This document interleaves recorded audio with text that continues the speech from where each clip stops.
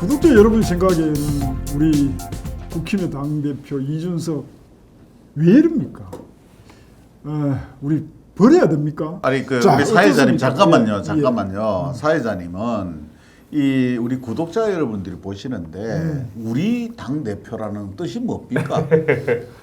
그냥 국민의힘 당 대표지 우리라는 소리가 왜 저는 들어갑니까? 이뭐 이제 다 좀 이 방송이 좀 아니, 편파적이지 않도록 좀 진행해 주세요. 예, 제가 국힘 당원인 건 맞지만 더 높은 가치. 뭐 이렇게 정권 지금 교체를 지금 생각하고 국민의힘 있습니다. 그 최고위원회가 공수 확당이 됐잖아요. 당 얼마 대표가 전에. 경고한다 그러니까 또 최고위원이 참 당 경고합니다. 대표한테 사회자가. 경고한다.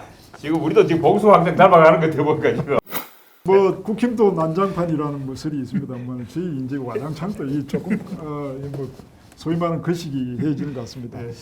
그래 뭐 이 갈등이 결국 정권 교체에 어떤 도움이 될지 여부 뭐 또 개인의 욕망들 뭐 이런 부분을 한번 오늘 이야기해보고 우리도 결론을 내립시다. 예. 어떻습니까? 저는 사실은 지금 그 이번 대선이 내년 대선이죠. 내년 대선이 아마 역대 또 어느 선거보다 못지않게 2012년 대선만큼 치열할 거라 봅니다. 아마 그 여야 후보들이 아마 제3지대 후보가 거의 힘을 발휘 못하는 1대1 양자 대결이 될 거라 보거든요. 그런 면에서 봤을 때 지금 아직 지금 본격 그 대선 후보 경선에 들어가기도 전부터 이렇게 분란이 일어난다는 것은 국민의힘이 지금 문제가 많다고 저는 봅니다. 정권 교체의 가능성이 줄어들 수 있다. 이 이제 뭐 우리 뭐 소위 말하는 뭐 어떤 분쟁이 생기면 그 분쟁 원인부터 한번 찝어보는 뭐 한번 그렇죠. 찝어보는 경우가 많지 않습니까? 문제는 원인이 어디서 출발했다는 겁니까? 당 대표가 아무리 훌륭하고 유능한 분이 경험 많은 분이 오더라도 실수를 할 수도 있고 또 상황에 맞지 않은 그런 결정을 할 수도 있습니다. 그런데 이번에 이준석 대표의 문제점은 뭐냐면은 지난 6월 11일부터 취임을 해서 두 달 만에 여러 건의 복잡한 문제가 생겼다는 게 문제고요. 그게 다른 당원들에 의해서 생긴 일을 처리하는 과정이 아니고 대표 자신의 문제 때문에 이렇게 문제가 생겼다는 게 심각하다는 이야기입니다. 자, 구체적으로 지금까지 일어난 가장 큰 사건을 보면은 첫째, 재난지원금 문제를 여당하고 협상하는 과정에 당론 거치지 않고 논의가 없이 그냥 일방적으로 결정해 아니, 원래 당론은 그 선별 지원이었죠. 지원했는데 그거를 당대표 지멋대로 지내신 거니까 그것도 문제가. 그게 첫 번째 발단 시발이었고요. 두 번째는 그 경선 준비위원회를 뭐 당규에 없는 거를 만들어서 그걸 무리하게 자기 페이스로 주도를 하다 보니까 이 문제가 생긴 겁니다. 경선준비위원회가 이거는 선관위가 생기면은 끝나는 일인데 자기가 주도하려 하다 보니까 거기에 대한 후보들이 반발이 거세게 났죠. 그랬죠. 그 다음에 세 번째가 안철수 후보의 영입과 국민의당의 합당이 제일 큰 숙제였는데 윤석열 후보를 입당하는 그 순간에 바로 안철수를 버려버렸습니다. 그걸 누구하고 상의를 했냐고요. 그러니까 결국은 그걸 뭘 부분내는가 하면은 로딩 중 하면서 현수막에다가 스티커 빨간 스티커 배터리 충전하는 게 있어요. 두 칸을 남겨놨었거든요. 네. 그런데 윤석열이 입당하자마자 그 두 칸을 우리 국민들이 다 알 겁니다. 그 두 칸은 윤석열과 안철수라는 걸 알 거예요. 한 칸만 해야 되는데 두 칸. 근데 한 칸만 지워야 되는데 두 칸을 다 채웠어. 그 다음에 내 휴가 갔다 올 때까지 네가 결정해 하고 가버린 거예요. 그러니까 그 안철수가 얼마나 모멸감을 느꼈겠습니까? 그러다 보니까 지금 이 세 가지가 결국 두 달 만에 일어난 이준석 당대표의 큰 실책이라고 저는 윤석열을 어쨌든 아까 이야기하셨습니다만은 입당케 만들었지 않습니까? 네.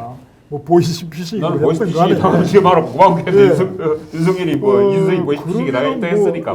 그러면은 어느 정도 뭐 이 칼은 했다고 봐야 되는데 그 이후에 이제 뭐 결국 또. 근데 저는 이제 아까 그 홍 과장님 말에 말씀 덧붙여서 말씀드리면은 그 재난지원금 문제는 사실은 어떻게 보면은 국민의힘 당 내부 중진들이 불만들이 목에 찼지만은 그 대외적인 문제이기 때문에 그리고 이제 당 대표를 너무 또 초상기부터 흔들면 안 된다는 것 때문에 사실 자제를 했거든요. 어떻게 보면은 각 그 대선 캠프 진영이 자기들의 입장 이해관계하고 직접적으로 연결되지 않았기 때문에 묵인하고 넘어갔다는 거죠. 그 부분인데도 불구하고 사실 지금 대선 후보 경선 국민에 들어가면서부터 사실 당대표라는 게 대선 시기에 당대표라는 게 선량한 관리자거든요. 그리고 불평부당한 관리자고. 그런데 이준석 대표가 편파적인 관리자로 보이기 시작한 거죠.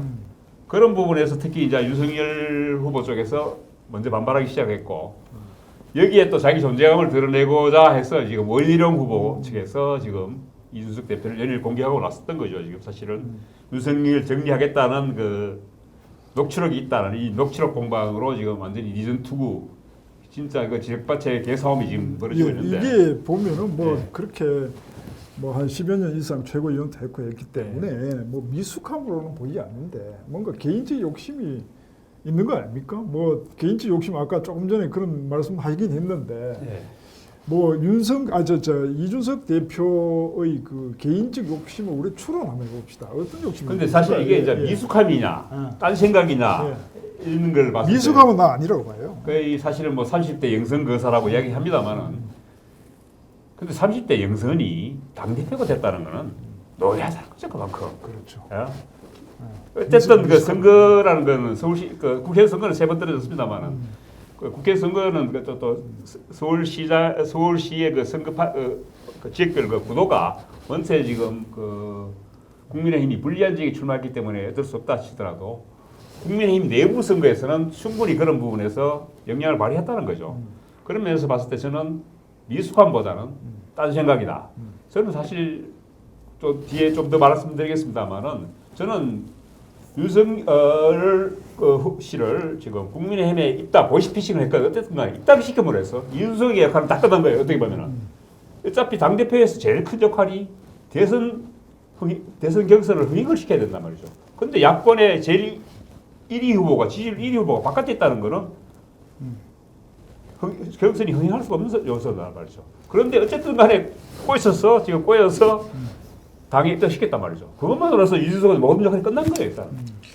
이준석 씨가 그 당대표가 되기 전까지 한 10여 년 정도의 그 정치 생활은 패기로 봐줄 수도 있고 또 그 용감함 또 뭐 거침없음 그다음에 그 활달한 뭐 행동력 다 좋게 봐줄 수가 있습니다. 근데 그 전에 또 보였던 뭐 이 그렇죠. 똑똑함 네. 이런 거 있죠. 근데 당 대표가 되는 순간 그 순간부터는 개인은 없어지는 겁니다. 그렇죠. 나의 생각, 나의 행동, 나의 발언들이 모든 게 당의 입장에서 다 이해를 하고 인식하게 된다는 겁니다. 그런데 우려했던 거 저도 지난번 방송에서 이준석 대표야말로 진짜 어떤 값진 우리 보물이고 참 좋은 자원이다 칭찬을 했었는데 이분이 제가 우려했던 대로 당대표가 되면 다 국민들이 다 알아요. 똑똑하고 말 잘하고 뭐 하는 걸 다 아는데 거기에 덧붙여서 당대표가 되고 나서 눈에 보이기에 겸손하고 이런 게 안 보이고 거들먹거리고 나대고 말 함부로 하고 버릇없고 이런 게 이제 나타나기 시작하는 거예요. 그러면은 저는 안타까운 거예요. 그냥 앞으로 얼마나 많은 세월 동안 이 사람이 정치 지도자로서 클 사람인데 그냥 나부대는 사람, 버릇없는 사람 해서 반장은 할 수 있는데 지도자가 될 수가 없다는 거예요. 이렇게 가면은. 대체로 이제 뭐 언론을 통해서 많은 부분들이 갈등의 원인이나 이런 게 나왔습니다만 저희들 관점은 이렇습니다. 아까 제가 뭐 서두에서 이준석을 뭐 저는 충정으로 한 이야기입니다. 오해 없으시기 바랍니다. 이준석을 버려야 되느냐라고 말씀드린 이유는 우리 이제 뭐 국힘이든 또 이준석이든 윤석열이든 우리가 정권 교체에 어떤 도움이 될 것인가 또 이 사태가 정권 교체와 어떤 연관을 가질 것인가 이 부분을 이야기해야 되거든요. 저는 예. 담도 집중이라 하면 이준석 대표가 대선 국면까지는 분명히 서임세가 있습니다. 특히 젊은 층의 특히 젊은 20대 남자 그전까지는 저는 서임세가 있다고 보는데 근데 지금까지의 행태로 봤을 때 저는 내년 3월 9일 대선이 끝나면은 이준석 대표가 그 자리를 보존하기 쉽지 않다. 국힘이 대통령 선거에 성공하건 실패하건 저는 그렇다고 생각합니다. 실패하면 당연히 비대위 체제로 가겠죠. 예. 성공해도 뭐 누가 될지는 모르겠습니다만은 국힘 대통령 당선자가 아마 그 이준석을 버릴 겁니까? 당선자 직접 버리지는 않을 겁니다. 아마 예. 당선자의 채권들이 이준석을 밀어내겠죠. 예. 예. 그런 상황에서 봤을 때 사실은 제가 아까 그 윤석열 씨를 입당시킴으로써 자기 그 책임은 다 끝났다고 하는데 실제적으로 사실은 대선 실패하건 성공하건 사실은 당대표의 책임은 아니거든요. 경선 흥행만 시키면 돼요. 당대표는. 그것까지 역할인데 문제는 그 이후에 지금 어떻게 보면 윤석열 씨 입당시킴으로써 본인 역할은 다 한 거예요. 그러다 보니까 이제 딴 생각을 하기 시작하는 거죠. 자기 정치를 해야 되겠다는 생각을 한다는 생각하면서부터 이게 편파적이 되기 시작한 거죠. 편파라고 보고 있습니다. 그렇죠. 저는 사실은 편파성이 있다고 봅니다.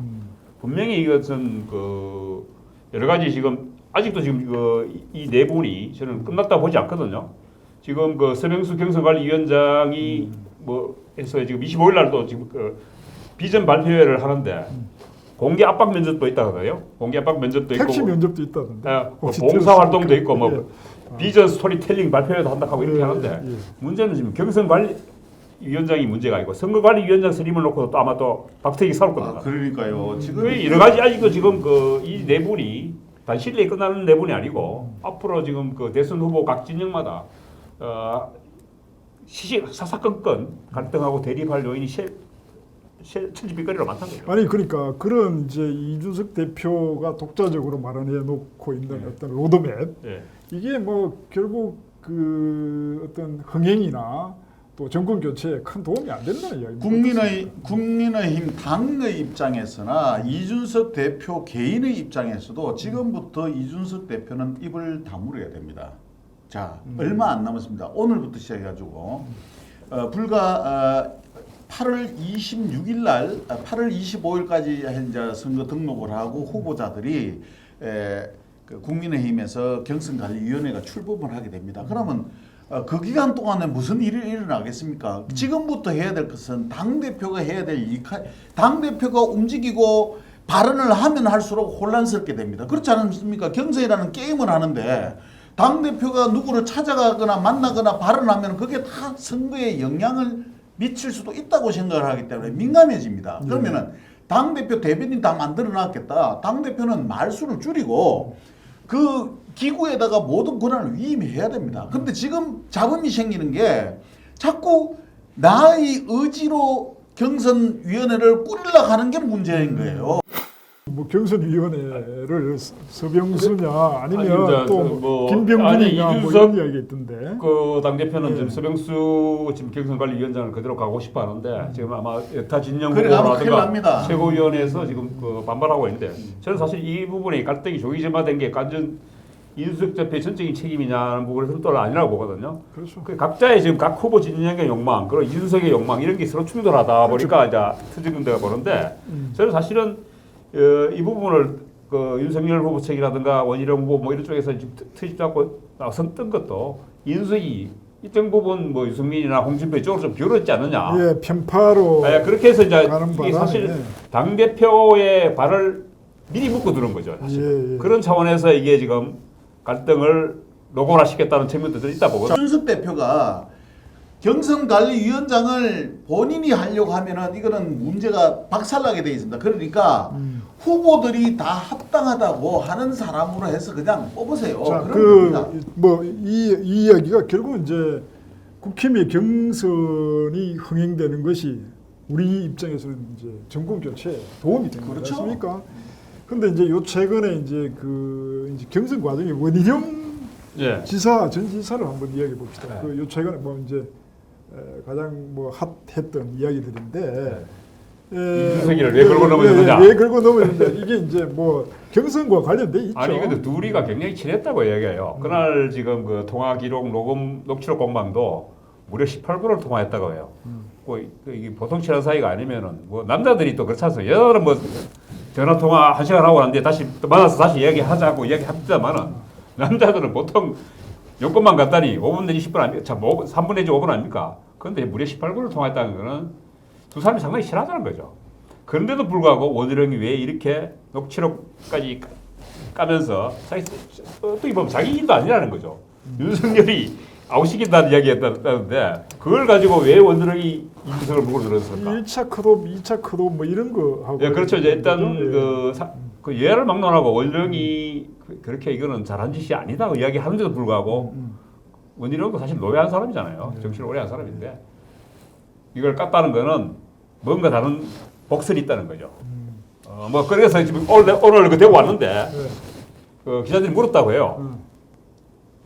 윤석열과의 미락스를 물었다고 합니다. 그래요. 예. 차기 당권을 노리는 게 아니냐. 이 어차피 이번 대선 안 되니까 그런 이야기들까지 나올 정도로 차기 당권 관련해서 뭐 무슨 이야기 들은 게 있습니까? 뭐 맞답니까? 어떻습니까? 아니 근데 뭐 그러니까 이제 그 원희룡 후보 입장에서는 내가 대통령 되면 윤석열이 법무부 장관을 시킬 수 있다. 아니 뭐 저는요. 이런 저는 이야기를 우리가 했다는 거예요. 너무 그 밑에 깔린 이야기랑 헷갈리니까요. 있는 사실만 가지고 이야기합시다. 원희룡 후보가 가장 이준석 대표 되는 데 대해서 긍정적으로 생각하고 공개적으로 지지를 했던 사람이에요. 그러니까 아주 좋게 봤었는데 순수하게 이야기하면은 자기는 경준이 문제 때문에 시끄러우니까 자기는 이준석 대표를 위해서 충고를 해준 거예요. 이러니까 좀 이랬으면 좋겠다 하는 쪽으로 좋게 이야기를 했던 겁니다.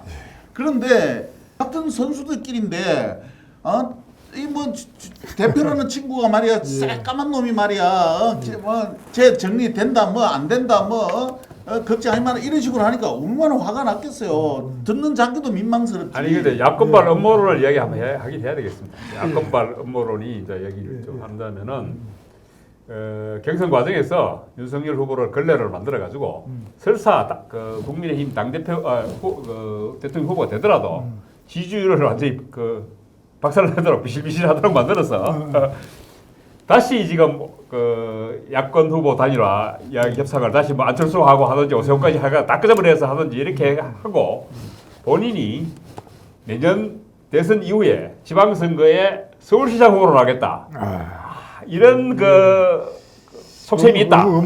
이런 음모론적인 그 야권발 음모론입니다. 그래서 그게 성립하려면은 윤석열 후보의 지지율이 완전히 처참하게 내려앉고 그렇죠. 그래서 대안이 없으니까 오세훈을 불러내서 오세훈을 출마시키고 본인이 서울시장 간다 이런 뭐 구도가 있다고 하는 아니, 뭐, 예. 그런 노는 이야기가 있다. 예. 그래서 저는 믿지는 않아요. 예. 아니 그 뭐 음모론을 또 이야기하시니까 우리가 또 좋아하는 음모를 한번 이야기 조금 더 확장해서 이야기하면 우리 이제 요즘 윤석열 편 최고위원이신 김재원 의원 또 뭐 음모론이 있던데.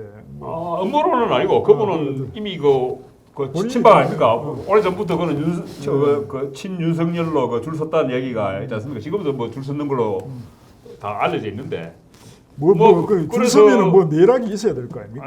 아마 뭐 차기 대구시장을 노린다는 여기는 이건 음모론이 아니고 이거는 야권발 음모론이 이건 구체적인 정황이 있는 것 같아요. 예. 좋습니다. 뭐 이제 뭐 이야기를 조금 더 요약해야 되겠습니다. 그 기본적으로 우리 이렇게 이야기합니다.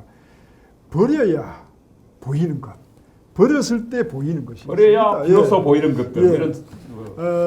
우리 이준석 대표든 아까 뭐 음모론에 등장했었던 분들이 정권 교체라는 큰 틀을 항상 생각하시고 본인들이 갖고 있는 개인적 욕심 이런 부분을 좀 버려야 정권 교체라는 대의가 다시 보이지 않겠나 이런 생각이 드네요.